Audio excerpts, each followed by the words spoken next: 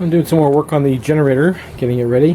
One thing I wanted to do is to run a fine wire to the front of the bike where I could put a button on it that when the generator is running, if I see the law, I can basically shut it off. So these two wires here, as you can see, they're insulated here. They go to the reed switch, not a reed switch, but a rocker switch that's on the fuel cutoff.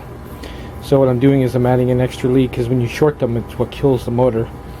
I'm making banana plugs here, and I'll basically solder these pins to my lead, and then I'll just wrap them in shrink tubing, and then you basically just have to plug it in when you drop the generator in the trailer.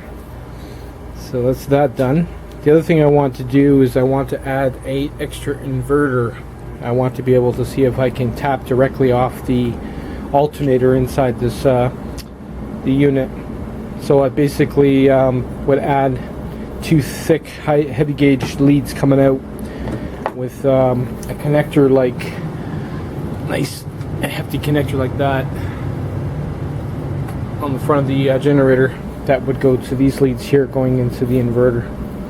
I'll probably fuse it too, obviously, but this way you can basically unplug everything and just pull it out, unstrap it, and dump the oil out, and whatever you have to do. But these two leads here are definitely for the cutoff.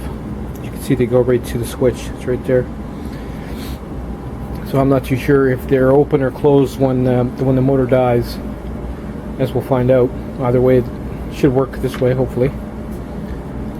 But what I want to do is crack this open. Is I want to just temporary leads. I want to run them out, put the lid back on, so I can start it. Like, I can't really start it with the lid off because this lid supports the motor, and it'll all fall apart and everything else as it's running. I have to have it standing up. So I'll run some cheap leads out so I can throw a voltmeter on it. I have a feeling it's like probably a 3-phase 12 volts, but I won't know until I actually test it. I can't really find the video of anybody doing it, so we'll find out soon enough. It's probably the maximum, probably 13 volts. I'm hoping it's not more than that. I don't think it would be, but we'll see. So that's basically how far I've got. Got the hole ready to go. Got to line that with foam, get the strap, bolt this into the trailer, and we're good to go. But I want to get this all out of the way first.